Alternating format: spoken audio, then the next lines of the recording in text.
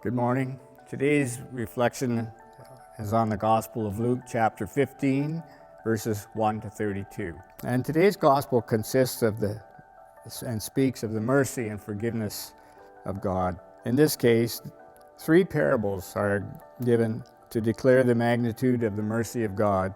And these are the parables of the lost sheep, the lost coin, and the prodigal son. Let us contemplate on the parable of the prodigal son. There are 3 main characters involved: the father, the elder son, and the younger son. The younger son is probably an easily bored, ready to try everything teenager. The parable begins with a request. The younger son says to his father, "Father, give me of the share of the property that will belong to me." He was not making an improper request. He was not asking for something evil. He was requesting something good, which his father was planning to give him anyway. Here we are given our first insight concerning sin. Sin always involves the misuse of something good. The younger son's sin began when he misused the good gift by squandering it in loose living. He quite likely expected that his freedom would give him a life of excitement and satisfaction, when in fact he ended up in misery, wretched and depressed. He had lost the personal dignity that belongs to all of us as God's children. The good news is that no matter how deeply the sinner sinks into sin, there is always a gift, a still, silent inner voice within us, inviting us to come back to our Father's house, where true freedom and satisfaction is to be found. Then there is the Father, who is so loving that he lets his son have whatever he wanted. In fact, we can say that he even spoils the boy. We have this image of God as a very stern, demanding father who is always ready to whip us into line. But this is very far from the image of God we have in this parable. Here, God is presented as a tender, loving father who is easy on his children and is always ready to forgive, no matter what. And finally, there is the elder son, who was introduced near the end of the story.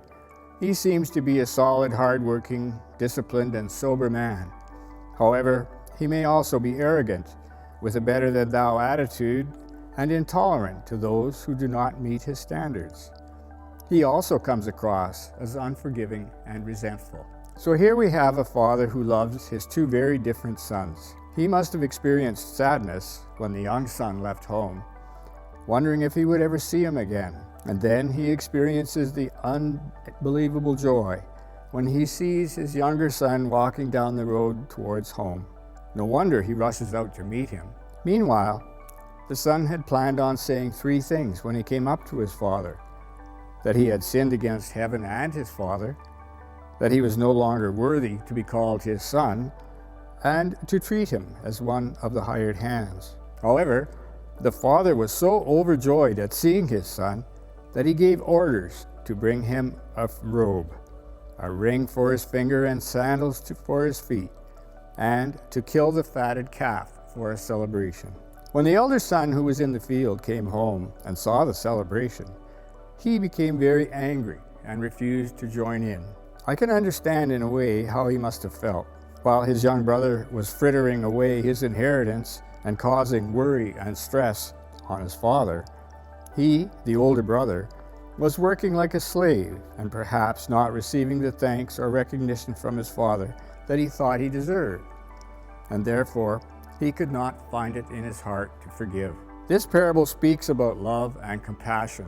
We as Christians are challenged to be people of love and compassion, to be like the prodigal father, and not like the hard-hearted and unforgiving elder son.